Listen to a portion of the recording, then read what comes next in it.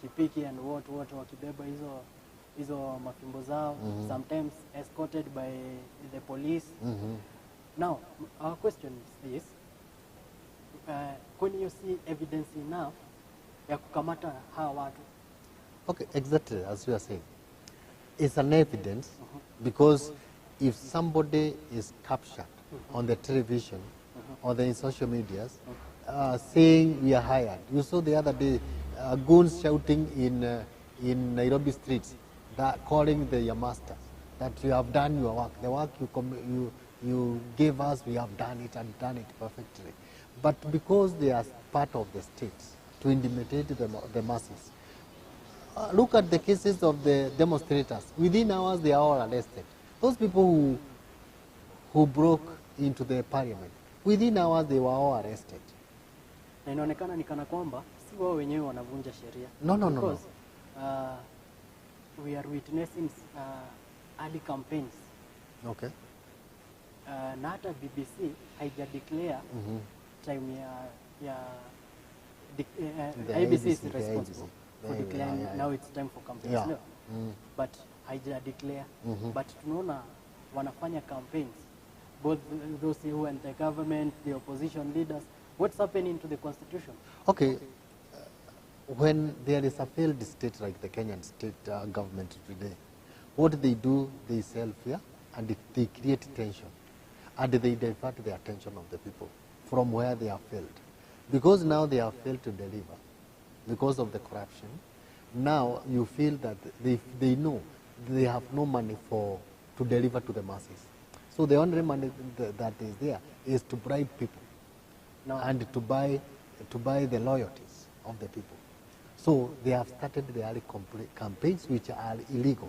According to the Constitution, Article 81 of the Constitution of Kenya, it states very well how the campaigns should be done and at what time, and who is supposed to declare the time for campaigns. Now, wameanza campaign mapema, wanataka kutudivert. Wamesema wanataka kutudivert kutoka kwa tusione reality fails zao. Now, si watafail zaidi because they will be focusing on other things. No, the government of the day is already failed. It has failed to deliver completely, and they know that. They can't redeem themselves. They cannot redeem. Right now, they cannot redeem. Why? If they redeem, to redeem themselves, they have to deal with the people inside them, the corrupt people. How do they deal with these people? And they are the one that have given them the blessing to steal from the public coffers. So the early campaigns, it's just to divert, because during the campaign, the only Kenyan masses are just interested with the handouts. And that is what means now there is the empowerment led by the deputy president. So that is to doing people that the government is still doing something. But in actual sense, they are not doing something. It's a camping season for Kenya. And is that not misusing our resources? Actually, they are saying the government has no money. But the State House is well loaded with their campaigns, with their empowerment. They have the money. Okay? So what they have done is to divert the money from the economy development now to their own campaign moods and activities that are led by the deputy president. So you will meet that, like now, last week, they had called people from Kiambu and the others. How much money did they use? You feel to the tune of one day, they can use 300 million. But they are telling us there is no money for hospital, for medicine. There is no money for education. Right now, there's so many parents have not taken their pupils back to school because there is no money for capitation. They are supposed to pay for the school fees. Okay, so they have diverted the money which is supposed to go to the economy development and the other essential provision of essential public needs to their campaigns. That's the worst thing they have done. Now, having talked on that and I end on that, stay tuned guys. Tuko na mengi sana ya kuleta.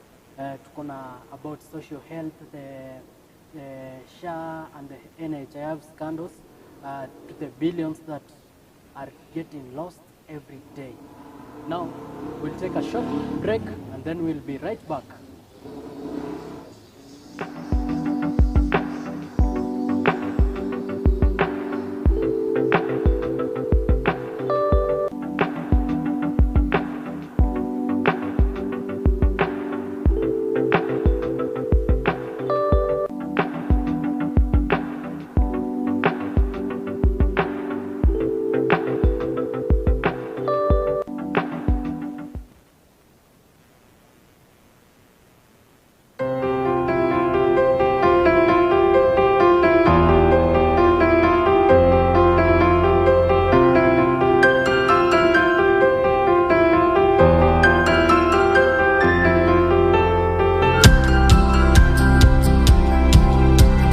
Looking for stylish, affordable and durable furniture in Kenya? Visit Tausi Furniture's store, conveniently located at Naivasha, Mama Ngina Road. We are the best dealers in all kinds of furniture, from luxurious sofa sets, elegant dining tables, to wardrobes, beds, office desks and much more. At Tausi Furnitures, we work hard to make sure your home stands out. Your comfort is our priority and your satisfaction is guaranteed. Call or WhatsApp us now to place your order. +254 725 851 140. Tausi Furniture Store, turning houses into homes.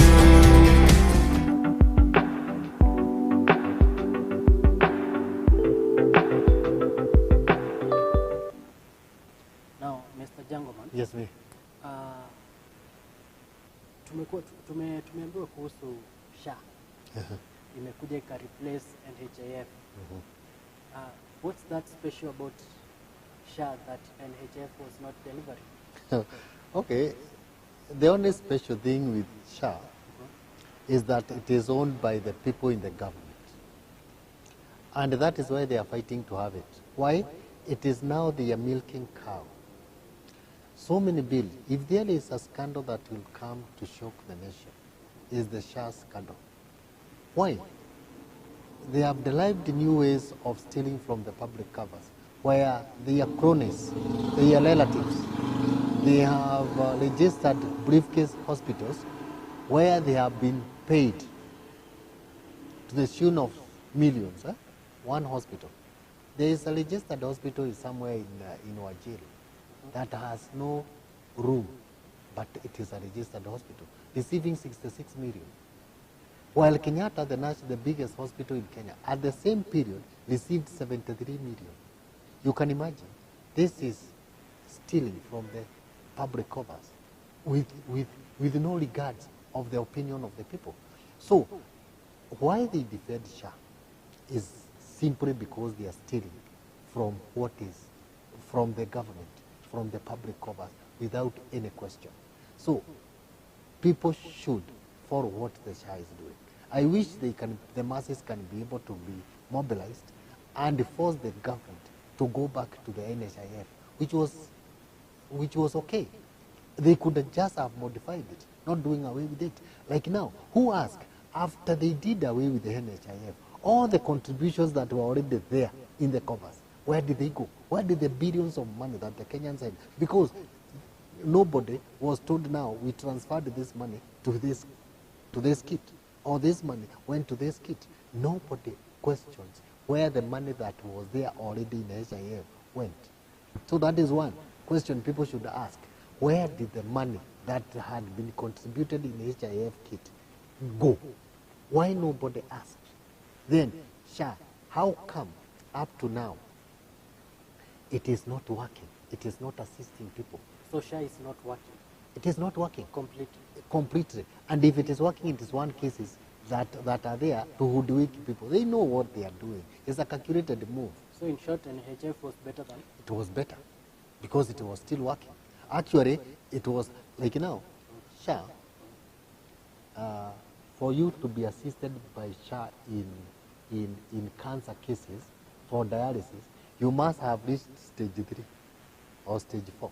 What do you tell me that I have been discovered with the cancer in stage 1, but SHA cannot assist me until I'm in deathbed in stage 3? Are you assisting me or you assisting me to die? Assisting you to die. Now, what is the government telling us? So it has failed. So, and should people continue paying SHA according to you? Actually, okay, if you say that we face the reality, we can tell people not to contribute.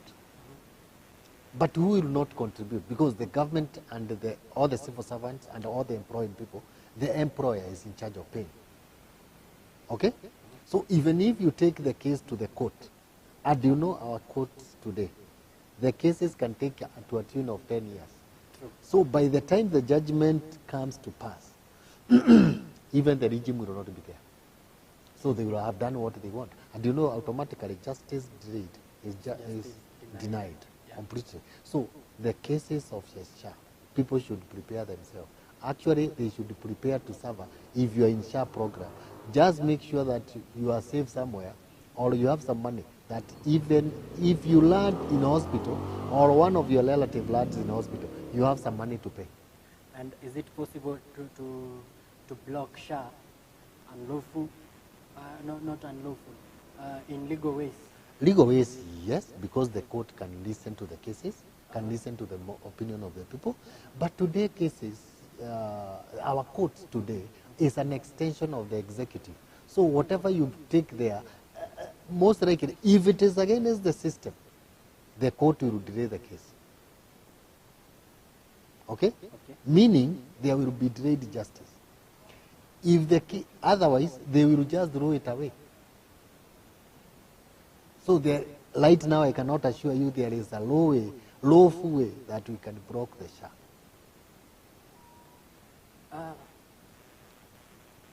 We'll take a very short break, and then when we come back,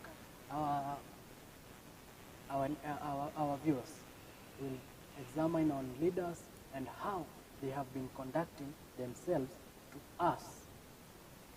We'll be right back.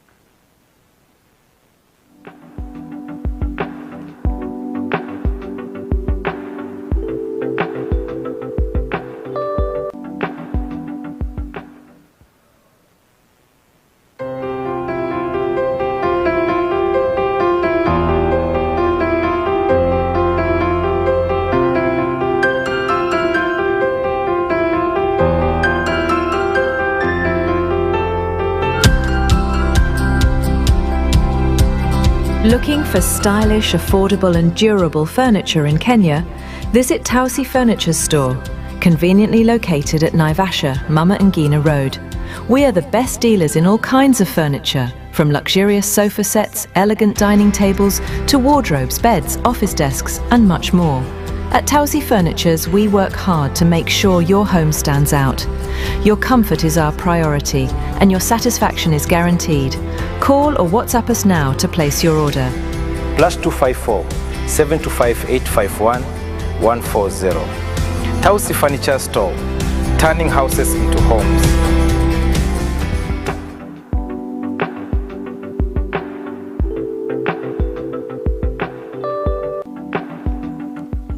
Welcome back our viewers. Tunashukuru sana mko hapa na sisi, na mkae na sisi hadi tamati. You get to learn a lot about leadership. Right now tunaingia kwa citizen role, leadership and the constitution. Like right now in recent weeks tumekuwa tukiona leaders wetu, instead of kutufanya tuwaamini,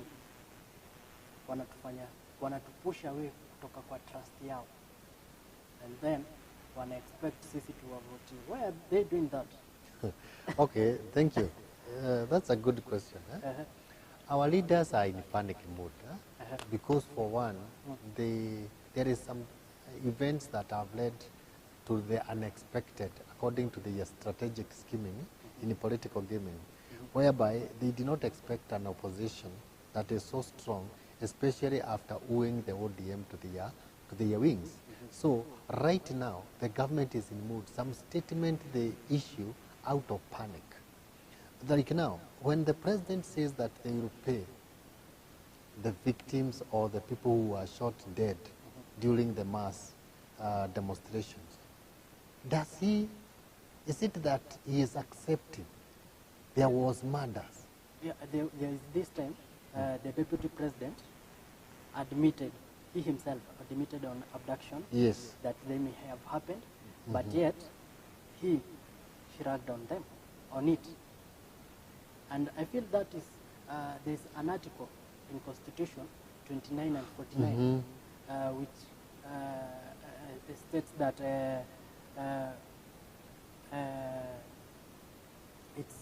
we are not supposed to be violated when we are expressing our rights, our petitions. Okay. It's a right and it's a freedom guaranteed by the Constitution for picketing, demonstrations, strikes is guaranteed by the Constitution. Because the government of the day can fail, like what we are witnessing today. So the creators of the Constitution were aware of that, whereby the government can also take control of the judicial system and also the parliament, where you meet now the masses or the common mwananchi is left alone. So that is why there is the right of picketing, and you are supposed to be protected. And the security should be provided to you. It is in the Constitution. Now, if tukirudi pale kwa segment 1, tuliangalia leaders wakivamiwa na goons, opposition leaders, and hapa napo tunakuwa abducted. The common mwananchi, the citizen now, are now being abducted. Okay. Now, who is supposed to safeguard the common mwananchi? No. The national security organs, the Kenya Police, the DCI, the Director of Criminal Investigations, they are supposed to secure the masses. Yet kuna tunapata there's some cases au watu ndio wana abduct watu, the police, the DCI. The power to be. You heard someone, the reader, saying this.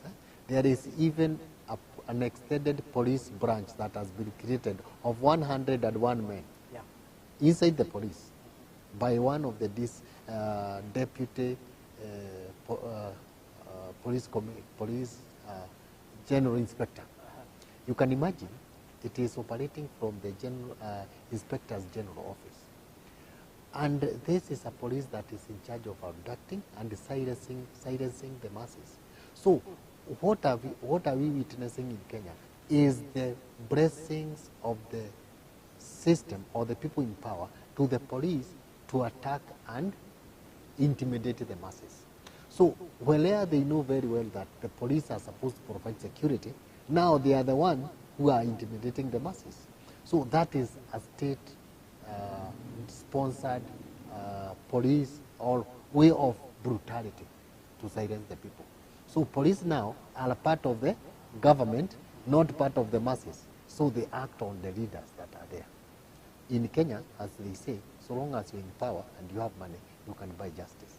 So mnyonge hana haki. That's the issue we are facing today. Now, you having mentioned DCI, let me ask this question. DCI anafaa to arrest? No. Arrest warrant are issued. You cannot just meet me on the road and arrest me. You have to make sure to tell me why are you arresting me. It is in the Constitution. But you know, so long as you don't know you are right, they take advantage. And that is what meet those people. If they face and they look at you and they see as if you are learned, they don't arrest you. But immediately they meet with this law, they know the kind of people. You know, they do psychology. They can tell this a person who knows is right or not. So if they meet you don't know you are right, they will harass you, they will arrest you, they will do whatever they are doing. Otherwise, these high level abductions and intimidations, those are the blessings of the state. You can imagine a whole state as somebody like Ligiji can be attacked in broad daylight and nobody. The goons are captured in cameras, but nobody goes for them. What does it tell us? It tells us they are part of the system. Let me ask you something. Tunaona how watu wana attack leaders, wana to abduct. Inamaanisha in coming future, nobody will differentiate between arrest, abduction, and kidnapping. Okay, it is a confusing state because you can be abducted by the police and the police issues a statement that you are abducted by goons. Okay? And they have their way of selling their narratives. So immediately, and you know the problem is, I can pay you here to say it is true. You know even those people who arrested, who abducted, so and so. We have the power. We have the bloggers, the government bloggers. They can say anything. They can do. They can spread that narrative. And then you meet now. There is a confusion between the truth and the fake news. So immediately you meet the state is part of the abduction, they can create a confusion between the people where they will never know who is in charge of doing what and who is questionable on some issues like abduction. You saw a whole MP from Juja.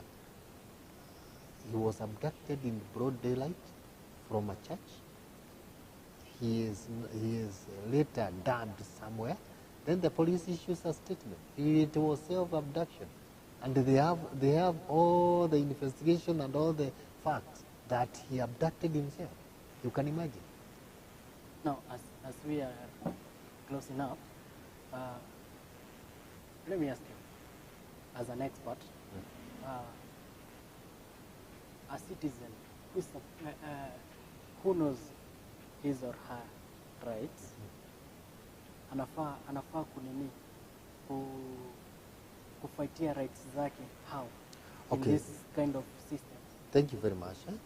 As we come to the end, I'll first of all congratulate you for coming with such a program where the masses can be empowered, they can be enlightened, they can know their rights and what they can do.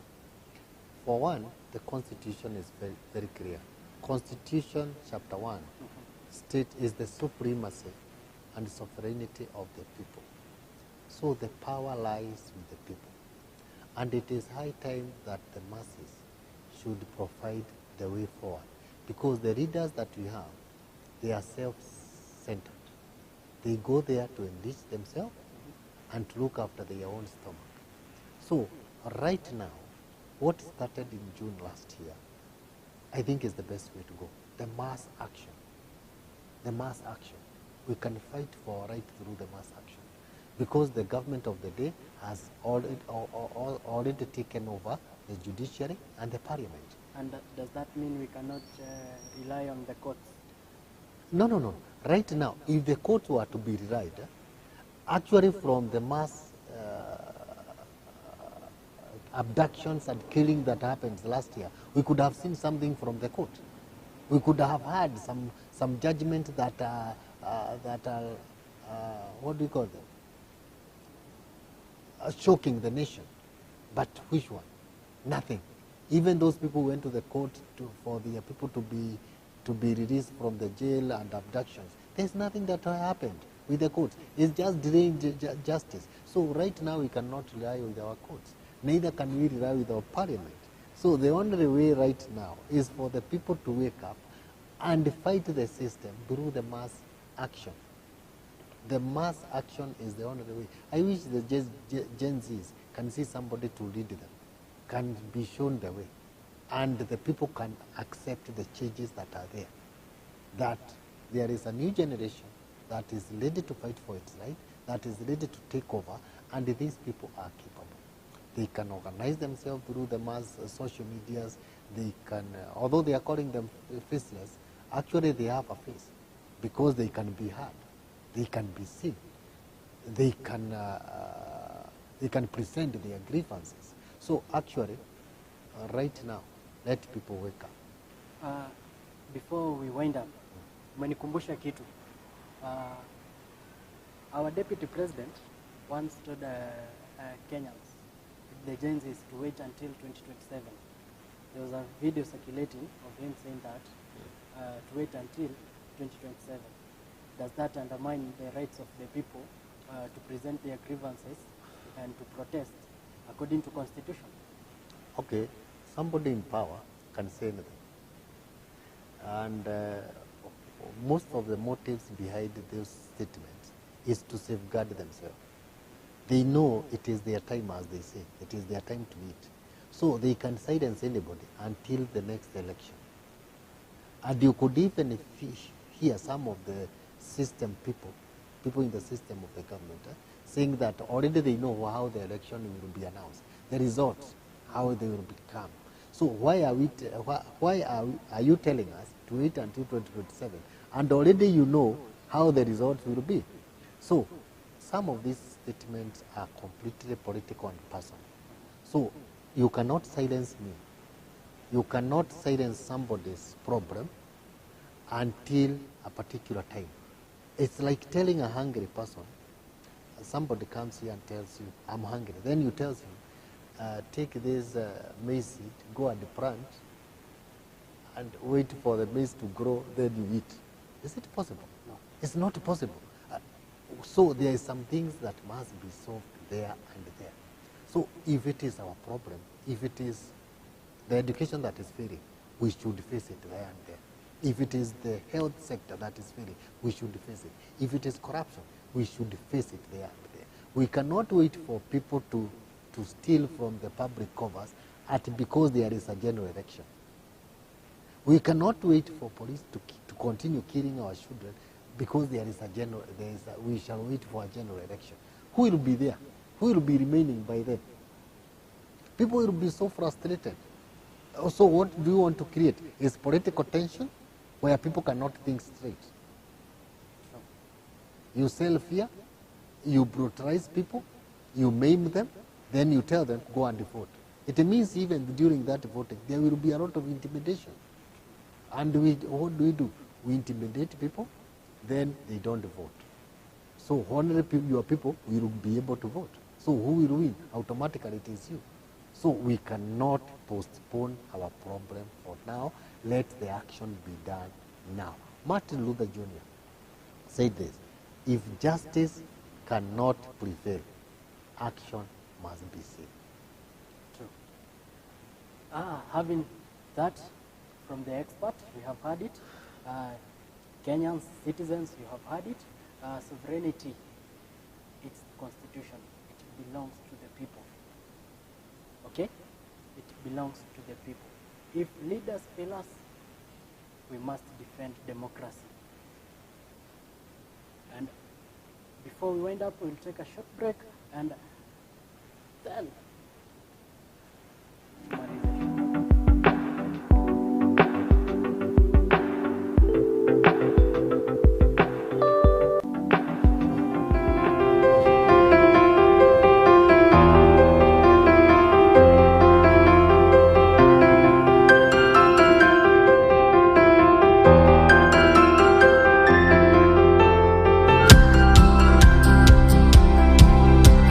Looking for stylish, affordable and durable furniture in Kenya? Visit Tausi Furniture's store, conveniently located at Naivasha, Mama Ngina Road. We are the best dealers in all kinds of furniture, from luxurious sofa sets, elegant dining tables, to wardrobes, beds, office desks and much more. At Tausi Furniture's, we work hard to make sure your home stands out. Your comfort is our priority and your satisfaction is guaranteed. Call or WhatsApp us now to place your order. +254 725 851 140. Tausi Furniture Store, turning houses into homes.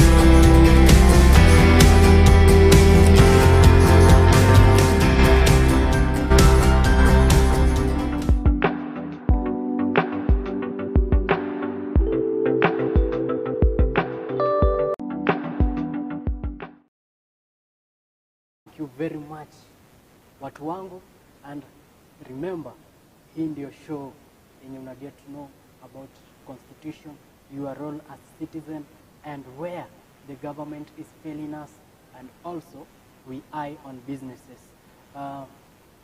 We could have, of course, we could have not done this without our sponsors, Tausi Furnitures, tuko kwao. Leo tuko Tausi Furnitures, and big thanks to Blooming Stays. Another big thanks to Ibra Films, because amungetuona kama si nini, si wao. And of course, you guys out there, you are our sponsor. You give us the voice and we speak out. We visualize your voice to the whole world. Remember, democracy is not given, it is defended. I'm your host, Zijetora. Good night.